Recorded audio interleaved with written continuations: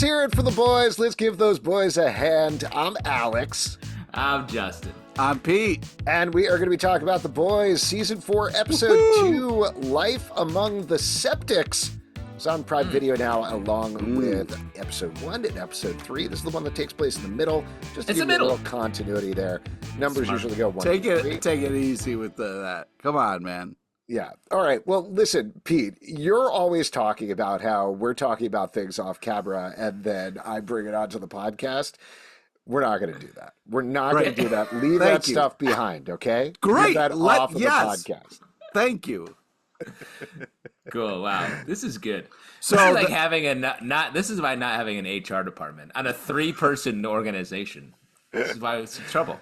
Yeah. Well, anyway, we are going to be talking about the episode. If you haven't checked it out on Prime Video, please do go check it out. But to give you a brief bit of recap here, Homelander is kind of on the up, working with Sister Sage, making some back-end moves to really mess up America, I guess is the best way of putting it. Meanwhile, the boys are scattered all over the place, really focused on their own things. Frenchie has a new romantic relationship that we find out a lot more about this episode. Some bad things going on there. Meanwhile, Kimiko is dealing with some emotional stuff of her own with her past in the Shining Army. I'll look up the exact name. I forgot what it was. Annie. It's the Shining Time Station, I believe. Yeah, Shining Time Station. I mean, we all have trauma from that. So let's be honest. Hughie has one of the biggest trauma things going on as his dad had a stroke and is in the hospital, and now he's dealing with his mom, played by Rosemary DeWitt, who shows up and he gets blasted. Don't bring up promises around him. You know what I mean? That's a trigger for sure. And meanwhile, they are trying to investigate Sister Sage. MM knows about her after she was involved in the killing of Todd, a.k.a. the world's worst man, in the previous episode. They're tracking her down. A-Train, who we noticed was a little conflicted in the previous episode, is maybe starting to flip a little bit. He certainly gives some information to Annie and Hughie that helps free the Starlighters, who were blamed erroneously for the death of the 3 guys. Also, Ryan is everybody's very conflicted this episode. Ryan is very conflicted. They're in the middle.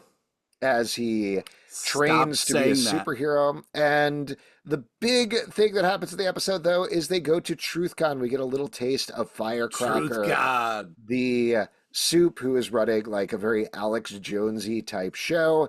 We find out a lot more about her and her best friend, I'm going to put in quotes, Splinter, who is Splinter, right? From Teenage Mutant Ninja Turtles. Yeah, don't bring that in. Come on, man. Same guy. Nope, not the same guy. He's a rat. Nope. He's a rat. Yeah. Splinter was always getting pink eye as well, right? No. Nope. Nope. Well, anyway, lots of stuff going on there. Ends in a big fight at a bat mitzvah. Meanwhile, Butcher tells the team that he is dying in 6 months.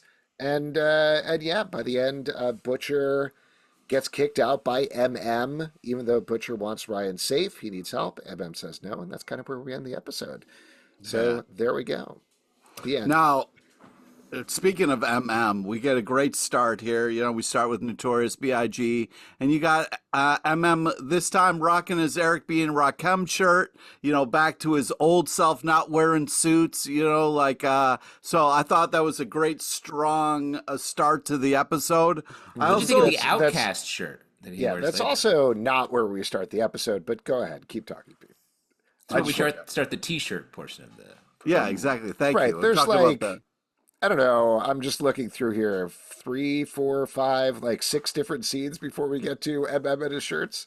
Yeah. Oh, you fast forward to the shirt scene. You brought up MM. I had something to say that was towards the front of the episode, and that's where we're going.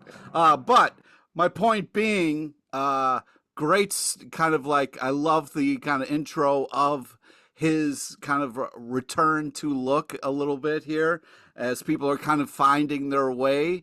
And I started laughing out loud as soon as I saw Will Ferrell. I thought that was such a funny cameo. Hold on. All right, let's talk about the beginning. You're all over the place. How does your brain work, Pete? I just want to talk about the fun things before you Captain Middle over here starts ruining all the good stuff. You don't know me. You're It's just Dr. rattling Middle. things off. Let's start at the beginning because this is a big, great scene here. We don't get a big recap like we talked about with the first episode. Instead, they jump right into a movie they're filming called Training A-Train, where A-Train, who I believe has like a very normal suburban upbringing that he talks about a little bit, is recast as a guy who is, in the immortal words of Will Ferrell, slinging yayo for gangbangers. And the director man. is Bork, the absolutely terrible guy, played excellently by PJ Bird in Yep. this show and also in Gen Page. V. And there's so many bangers over this entire scene, just like nonstop skewering of the Hollywood system about like tone policing, whether it's not really a blind side or not. Everything that goes on there. Justin, you wanted to say something about that. I love when the boys and Gen V sets its sights on like Hollywood marketing, all that stuff. They're so good in that world because it's biting satire and it's also some of their funniest stuff. And PJ Byrne is so funny as this character. The slinging yayo to gangbangers is so funny. What do I smell? Oscar nominated. He's like so annoying. Don't jinx and it. it's so funny. Oh my god. It's great. And it's just the show's sharper, and that progresses into what we'll talk about in a bit with Ryan and sort of the Hollywoodization of his first crime bust that goes horribly wrong.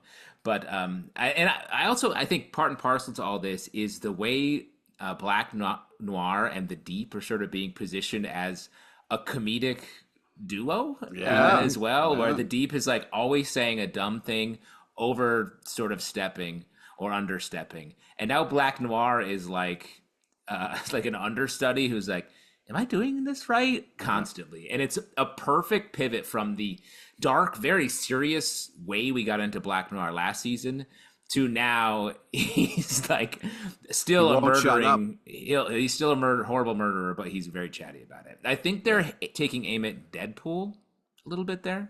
Maybe. Potentially. I also Peach had that great line where he's like literal tears. Like, oh my god, he was. That was great. I just want to point out a little Easter egg here that I thought was very fun. First of all, he is credited as Will Ferrell as Coach Brink, which is just a very funny credit in the end credits.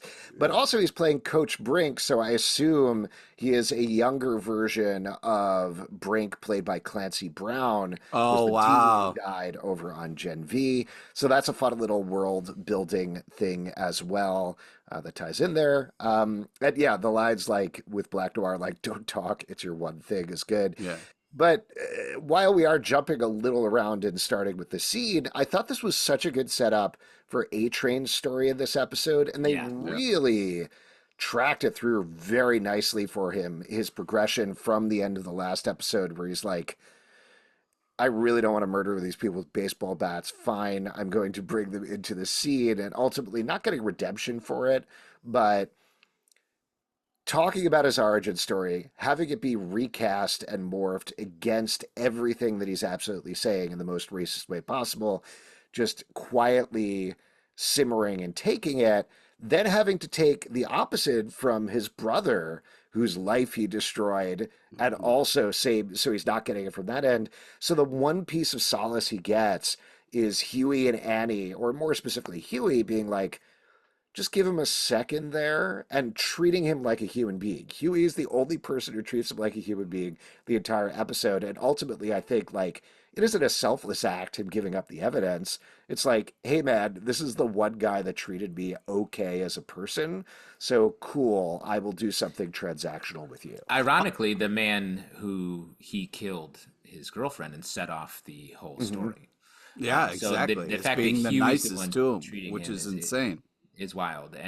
But I think that's why this show is so good at being like relentless with the characters. They are constantly in the middle. A great place to be. Like they're getting like A-Train gets sort of like pushed a certain way at the beginning, and then he's like, you know what, to make me feel better, if I get some big ups from my family, the real people in my life that are being distorted for this movie, and then he's the one who's telling the lie there when he just came from being lied to about himself by Hollywood. then he's telling the lie, he gets caught, and I think that's when he's like, I have to do something that I know is right, and that pushes him to spill on this because he knows what he's doing is wrong, but he's like, I don't have the options now to do anything else. And I just love this show is so smart, and it just everyone's a little wheel that they're turning in different directions the entire time. Well, a Yeah. lot of what this episode is about, to the point that you're making, Justin, or at least what I interpreted from it, is it's about breaking out of your patterns. Like, can you break out of your patterns? Can you do something differently? And that ties into the whole TruthCon thing that they go to, because these are people that are like, nope, I'm so laser focused on this one thing, I can't see how insane this thing actually is that I'm focusing on. To Hughie, that's what he's railing on with his mom and yells at her at the end of the episode, being like, we can't just barrel forward the way that we're doing. We can't pretend the past never happened. We need to face it. We need to confront it in order to move forward. Frenchie is dealing with the same thing. He connects with Cherie, and we find out that he killed Colin's family. I know. What a reveal. What? Yeah, I mean, the reveals in this episode are just insane. Have you ever done that, by the way? Have you ever dated somebody who you murdered their entire family? Because It keeps happening. my wife. That's how I met my wife. Wow. You guys, I guess I don't know how marriage works.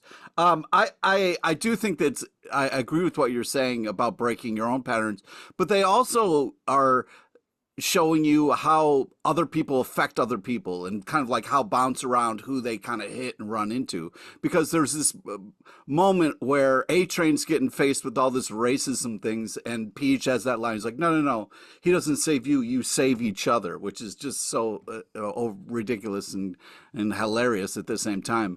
And then, you have Black Noir, who's just asking for help, and A-Train just shuts him down, you know what I mean? And just kind of just like, shut up and nobody cares. And it's just like this thing of like, not only is he not breaking his own cycle, he's then also continuing this awful pattern of, just, I think that it's really impressive, the layers of the show. Well, and like they know, every character knows right and wrong. Everyone has agency here, and we get to see them constantly do the bad thing. Even Will Ferrell is like, I feel like I'm doing some blindside stuff here. And like that's exactly what he's doing, like literally. And then he gets juiced up by all this Oscar talk, and he's like, I'm gonna go watch playback. And it's like every character has that, where they know, like, the deep, Ashley, even like all that stuff, they know what's right and what's wrong, and they're always gonna do the bad thing because they want it for their selfish reasons. Well, the only exception there is probably Hughie. Homeland. Oh, what? Oh, interesting. Hughie. No, I think we're saying opposite things. I think you're saying that Hughie is always selfless, right, Pete? Exactly, yeah. I don't think he is, though. I think he is selfish sometimes. That's what we saw in the last season in particular with the Temp V. He wanted something for himself. He wanted to be on par with Eddie. Right, but he knows right from the wrong, and he tries to do the right. But he has the moral compass, I would think. And like that's why I think we always think of Butcher as Homelander's opposite, but I think it's actually Hughie. Because Hughie, Homelander, this is a great episode for Homelander here as well, because there's the moment where he brings the milkshake to Ryan. Oh my God, when he takes and that he's back.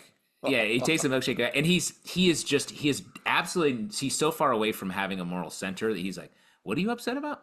Killing people? And he's embarrassed for his son. It's like, it's such a smartly played scene. And then when you could see him shift to be like, I should be a dad in this moment. And he like stiffens up his back, and he's like sort of scolds him with his eyes, and then he takes the milkshake back in the saddest display possible. I was like, boo. I mean, they just don't miss on this show. Yeah. Well, let me ask you guys about the Ryan thing, because I know we're only 2 episodes in. I like the actor. I think he's doing a good job. He's very conflicted. His stilted, terrible acting in the rehearsal scene was very fun, and I think really he plussed it up a little bit when they finally did it on the street and everything. But he clearly is a focal point in the battle between Homelander and Butcher right now. I think the Homelander stuff is completely working for me. The Butcher stuff is starting to feel a little like the I just want my daughter back thing, that they made fun of back in Arrested Development with Thomas Jane, and has been in so many movies. Like, give me back my son. Yeah, Butcher is just like razor focused on this thing that's become his whole character. And I know the push and pull is destroy all soups versus focus on one thing. and he's focusing on that side of the trolley problem right now. But like, I need something different here. Like, I need something different from Well, Butcher. Are you guys feeling the same way? I feel like it's earned a little bit just because of the fact that like Butcher was so focused on killing Homelander, and then he gave that up for Ryan, and now he's trying to, and it's a fight with himself. He's trying to do what's right by this kid, and he's trying to kind of like amp himself up for it. But I understand what you're saying. It is something that you see a lot. You know what I mean? People are always blaming things on their kids or saying they do things for their children, but people are Mhm. probably full of shit. I mean, just to add on one thing before you say what you were going to say, Justin, I think versus other relationships, like the Butcher MM thing is really interesting because And they have heartbreaking a, in this episode. well, yeah, because they have a past connection. Butcher clearly is winding him up, but MM can't not take the bait when he finally mentions his wife. And that's what Butcher, I think, wants out of him. He wants to be hurt. He wants to be Yeah. punched in the face because he Yeah, feels so awful. That to yeah. me is way more interesting than the I just want my Ryan back. Well, but I think it's all part and parcel to the same thing. And I think you touched on it before with like people breaking out of their routines. Hmm. Because Butcher, for the whole show up until last season, I think was like, he's like, I'm this guy. I'm going to get to Soups. I got to save Becca. I got to save Ryan. And he had that very focused central thing. I'm a bad boy. I'm an asshole. No one likes me, but I get it done. And they need me. And then I come and I do it. And then there was a original sin he did by taking the V. He became a soup, and then he didn't do his job of killing Homelander when he had the shot. So he's sort of off the map, and he's sort of like a broken toy that can't do its action anymore. That's why I feel like, and that's why I think he feels so disjointed and broken. Like he comes in there, and top of episode, it's just him saying he's dying. I was like, that felt so odd. There's no run up to it. He's just confessing. And then later he's like, I'm a dick. And then even later is like, comes clean with mother's milk. He's like, this will get me back, and then I'll continue to be the bad boy, blah, blah, blah. And then he says, no, you're not back. And I think this season is going to be about, and I think Negan's going to be a big part of this, is sort of moving Butcher into a new paradigm. I think his sort of character game is going to change somehow. It has to. He's dying. Everything's going to be different. So I think that's what we're going to be turning his wheel. I think a full 180 to a new place by the end of this season. And I think, Alex, you just haven't lost a Ryan before. And when you lose a Ryan, you kind of get in this cycle of like, oh, I got to get my Ryan. Oh, man, where was the last time I had my Ryan? And it becomes this thing where it's hard to move past it. So, And of course, Pete lost Ryan Gosling when. yeah. Oh, man, big. If you Very guys have seen close. him, please let me know. Yeah. He's actually on movie screens everywhere. Yeah. In Well, the that's hit not movie, helpful. Pete, The have you Fall looked Guy. there? Yeah. Have you checked your Cineplex, Pete? Yeah. What else should we talk about? Let's talk about TruthCon and Firecracker in particular because we really get to meet her in this episode. I thought this was a great character as well. This is a perfect fit for this world. I love the reveal that her powers are just like tiny little fireworks that you can snap up. Like, not to make a specific comparison, but versus say Jubilee on the X-Men who constantly gets How accused of that. dare you? No, but is How way better dare than you? that and cooler than that. This to me feels like how can we make Jubilee the base level of absolutely nothing? What I like about her as a character is it ties into the stuff that we're talking about. She's a grifter. Like she is self-aware. That comes through when Sage really, really pushes her to TruthCon. It was like, what are you selling? No, really, what are you selling? And she explains that she's selling this lie to people. She's selling the fact that like, yeah, you are actually part of something bigger, even though she knows they're not. So the way the actress is playing that stuff, I think is really good. She's a really good throw into the mix here. And also the fact that she doesn't actually have any power. She just has her words, I think ties into the thing that you were talking about, Justin, the last episode, that the boys' tricks are being stolen by the opposite side. I Yeah.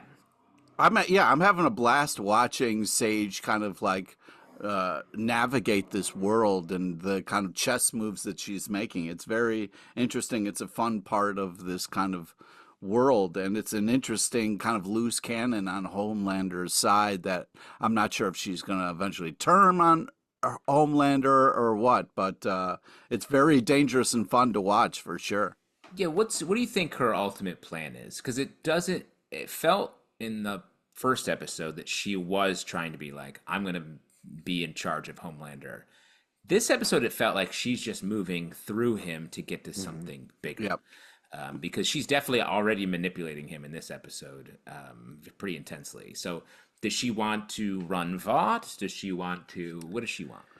I don't know. I mean, based on the thing that she talked about in the first episode, it almost feels like a Joker thing, like burn the whole system down, know? And I don't even think it necessarily seems like it comes. I mean, maybe there's some secret in her past, but I think it so. feels like it more just comes from like, oh, this will be fun. I'll play this game for a little while. Let me see how far I can take it. And she gave that whole speech in the first episode to Homelander about like all democracies fail eventually. So she just wants to see if she can destroy a democracy, Yeah, That's that's the interesting. fun is this thing of like we're kind of watching to see what she's doing. Is like, is she in this just to watch it all burn to the ground, or is she just trying to see how far she can take this, or does she have this kind of last reveal of like, I've been doing this for this thing in her past or whatever, So it's kind of cool and a fun kind of new thing about this season that I've been enjoying for sure. Well, it's especially interesting if that's true. The sort of allusions they're making to the alt-right in our America. I mean, this very much TruthCon is like a CPAC, if you follow the conservative sort of festival like this.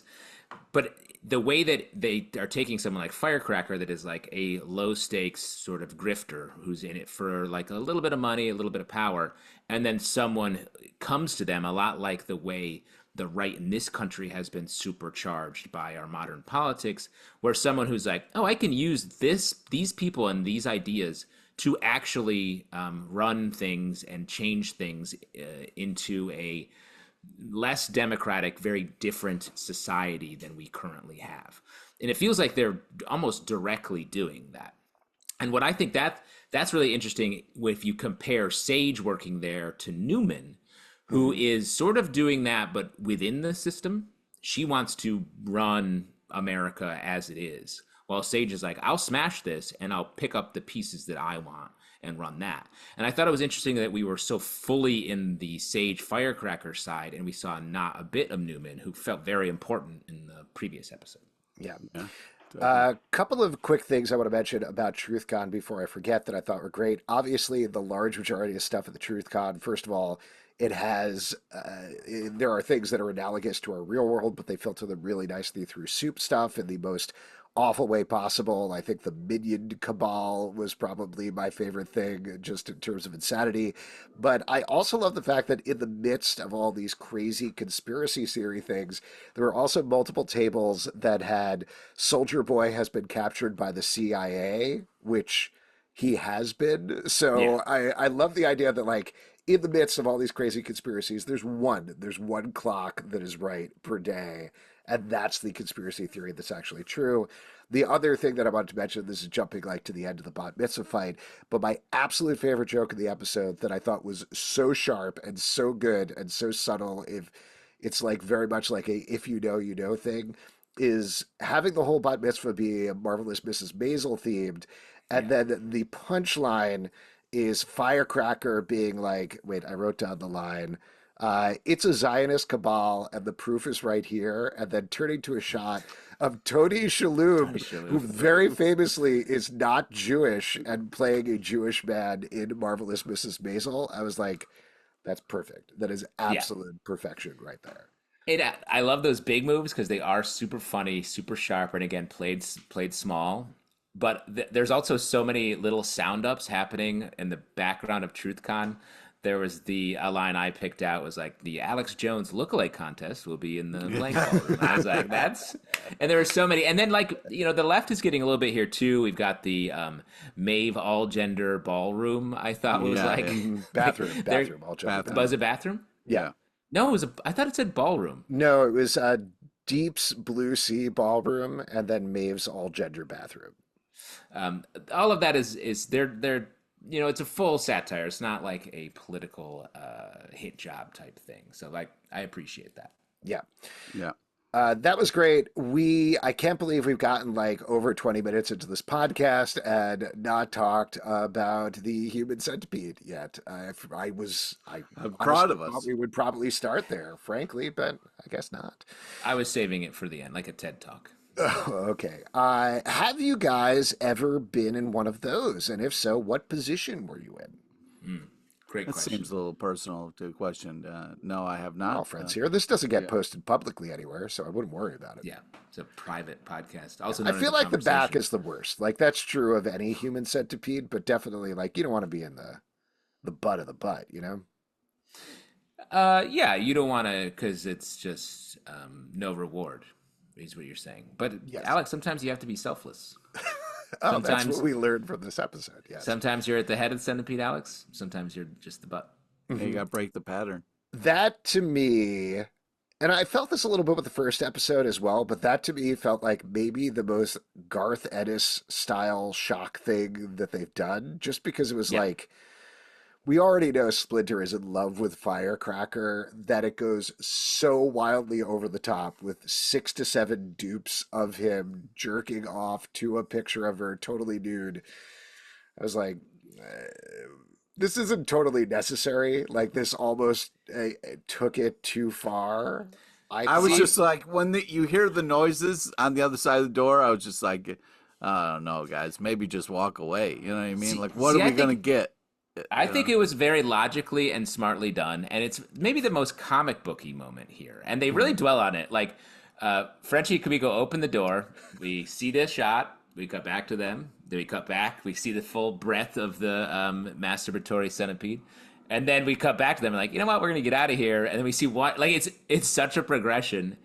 But I also think it's like, he's a soup. He's like, I'm gonna masturbate to this picture. He's like, you know what I don't love here? Get my ass eaten out. And he adds a dupe there, and he's like, you know what's better? Throw another guy on the end there. You just like you can see the logic of how he's just built up to the full centipede. And That's I why will I say- can't believe he didn't think about the pink guy. Well, I was going to say two things. One, there is a great punchline to that scene, which is this isn't what it looks like. Yeah, it's so funny. That was great. And then also to contradict what I just said, it does set up the pink guy for later, which is ultimately how they like not trick Splinter, but sort of get Distract. ahead of him. Yeah, because he has this weakness here, which is that every single one of his dupes have pig guy. We get some great kills in that fight scene. One of them gets drowned in a chocolate fountain, which is Oh, that's how Pete wants to die. It's Yeah, crazy. I always would like to it's- see yourself there. It's great to kind of have representation because that's a good way to go. You know what I mean? If you're going to go, that's a good way. Full chocolate immersion, Pete. Yeah, death by chocolate. That's a real thing. yeah. And one of the dupes gets beaten to death by a menorah by MM, which is my preferred way to do it. Oh, isn't that nice? It's great to have everybody sort of feeling it. Yeah. And Splinter dies, which is too bad. I really liked it was, I think, Rob Benedict in the role. He's a Supernatural alum, so I'm curious to see what all the fans of Supernatural are going to think of seeing his dick out 30 Multiple 40 times. Yeah, You get to oh really my see. God.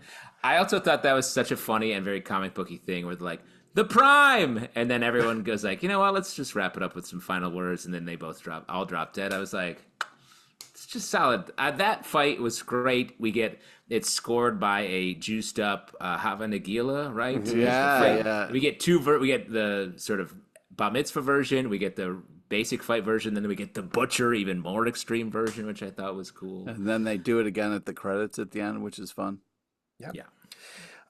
What else? Lots of other stuff to talk about. Yes, Pete. Go I ahead. would like to talk to one of the things I want to talk about is the Kimiko of it all here. She's drinking. I mean, it's tough because it's like, oh God, but she was very funny when she was kind of like giggly, and then Frenchie was like, "Are you drunk?" But man, the kind of whole emotional thing of not only what she's going through, but then what Frenchie is going through. It's it's like the fact that they're sitting in these issues that people have, dealing with relationships and all that kind of stuff. So I think they're being smart about it and giving it time. One of the reasons I would say this isn't just a middling episode is you get some powerful moments here. What do you think? She had the choice between therapy and murder, and she chose murder. What do Well, you she guys think? turned the therapy card into a penis, which was a fun little Frenchy line where, you think she's going to say something. She's just holding up a dick. Yeah. But then Oh, she she made a unpenised him. cute. She She made a did cute. unpenis. The line was, "Oh, she made a cute little penis and balls." Yeah, His delivery on that, very good. very Great. good Frenchie. Yes. Yeah, and then she unpenised it, and it's the therapy card. You know what I And tore mean? it to pieces, so she can Yeah, go. I like having something for Kamiko to do. Like we talked about, she was just kind of there for comedy in the previous episode, but at the same time, a little concerned by going back to the Shining Light terrorist cell, just Yeah, because we covered a lot of that in the previous season. So I don't know what new they're going to bring there, but I guess we'll see. I agreed. wanted to talk about the Ryan stuff. We touched on this a little bit, but we get these great sequences with the save. Also, the stuntman who's coordinating it is the actual stuntman for the show. So, Coy. RIP. I guess there's Yeah. more stunts. They probably need to get a new stuntman. But I thought this sequence was really well done. Like I said, I love the rehearsals here. It just really doubles down on, oh my God, these guys are not even close to superheroes at all. Well, and I love that. I was like, when they're rehearsing, I was like, this is not a good job from an acting point of view. Like, you're gonna die. And then when Ryan like just absolutely smooshes him, Yeah. and That was also a the whole thing with the Homelander showing up there, I thought was so it was so embarrassing. Like they laid him low in that moment in a great way because they set it up really nicely in the scene where the writers are talking on set. You got to be careful about talking on set. hmm There's a hot mic somewhere. It's going to pick you up. You got to be careful. And these guys do it because Homelander has super hearing. But like talking about how he's old and the digital stuff that they need to do to fix the actors in the movie. And so he has to be young and shows up and just ruins Ryan's thing because he, at the end of the day, he is as much as he wants to be a dad. He's only going to be for himself. That's what was so like kind of funny about Homelander is this thing where he's like, "Oh my God, my son's gonna get a save," and then he's like, "I'm not even on the call sheet." Like he was so pissed about not being a part of it that he was like, "I gotta find a way." And then not only are you like this moment of like, "Oh God, here's Ryan kind of taking on this mantle." Here's his dad embarrassing him in front of everybody. Everybody knows he's not on the call sheet, and then he shows up, and that stresses the son out. And that's one of the nice things of like, I was worried as the episode was going on. I was like, oh God, what are they going to do with Ryan? It seems like there's going to be a real big Ryan moment that we're building up to here. How's he going to handle it? How's he going to fuck this up? And I thought like there was such a fun and interesting and over the top boys choice that I was just like, oh my God, this was great. I really like the homeboy moniker and the Yeah. concept art of the costume. I thought was great as well. Just to get back to the sage of it all, this is another reason I think like she's kind of just burning it all down because she comes up with this plan and she's right.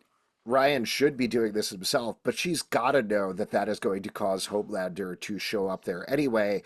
And then on top of that, she tells the Deep, like, oh, yeah, actually, you should be at the save, and here's the things you should say to Ashley. So she's kind of playing everybody at this point. To what end? Yeah. I'm not 100% sure, but it definitely feels like if they are writing her as the smartest person alive, it can't just be random things she's doing. It has Yeah. to be part of a greater plan. Well, I think the biggest indicator of that for me was the fact that she's trying to get the Deep to be more Yeah. stand up for himself. I'm like, there has to be an underlying reason. You don't do that just to do it. Like him shaking up the power dynamic, and it must be something about you because he actually is powerful, right?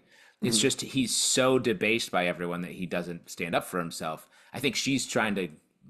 She'll eventually use that power for something. I gotta think.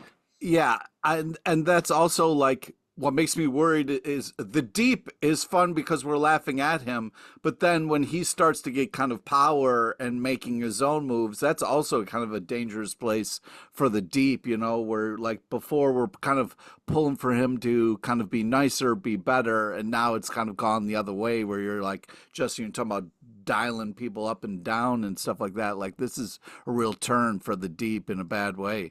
Well, except for the fact that I will say, and maybe this is my interpretation of how Colby Minifee was playing it, I think Ashley loves it. Like Yeah. the way that she's playing it, like she's clearly kind of scared of the Deep, but it's not scared of a Homelander way. It's very similar to when she was kind of like, suck off A-Train in the previous episode.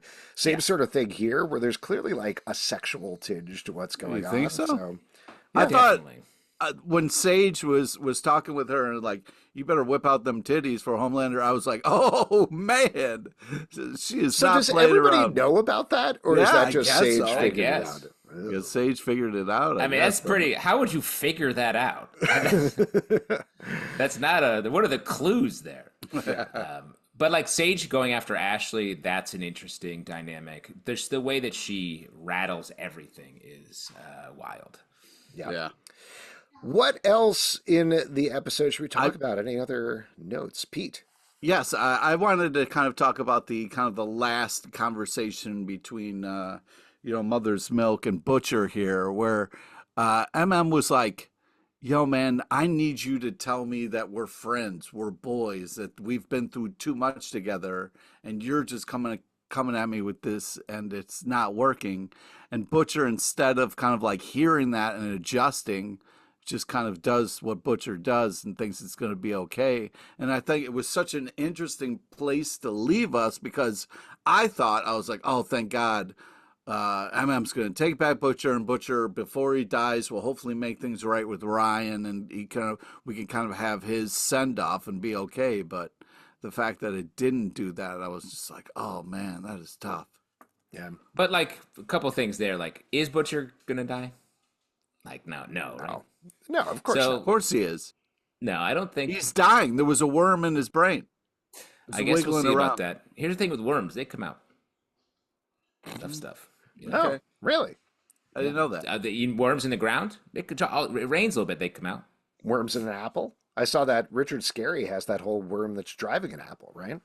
Exactly. Maybe that's the worm. Oh, He's got lowly worm in his brain. That motherfucker. I also thought Butcher had a line, next time someone is going to die. And that felt true to me. Yeah. That feels like someone's going to die. Yeah. I don't know who that is. I have one quick note that I just wanted to mention. I thought this was a really fun detail. I think it's the last scene when we see Hughie's mom sitting in the hospital room. She's reading the Brad Meltzer book, The First Conspiracy, which feels like a 10% step up from the James Patterson novels that Yes. Hughie's dad was reading. So just like perfect little detail there. I thought that was very fun. Also, the Hughie workshopping things with Starlight before he says it to his mom was really funny. Yeah. I like that she works for Vitality, like an MLM, selling little Yeah. perfume things. Funny He's like, detail. I'm fighting him like right now. That was really funny. Yeah. I love Sage's That Blows Harder Than Nancy Reagan. Dude. Jeez. Bangers. All Jesus. talking to the deep. You're on a PETA bestiality watch list. Be curious to see that list. Guys that flying around. Starlight Firecracker talking about how Starlight works with Oprah and Tom Hanks. Just great use of sort of conspiracy-minded thinking. The Flat Earthers have the space at 4:30. A-Train talking to his nephews, and they're like, and I went back and watched Pacific Rim Uprising. I was like, what a weird reference. Love the detail though. That was crazy. Not just Pacific Rim. No, it's Nope. funnier to say Pacific Rim is, Uprising. It for is sure. funnier. Yeah.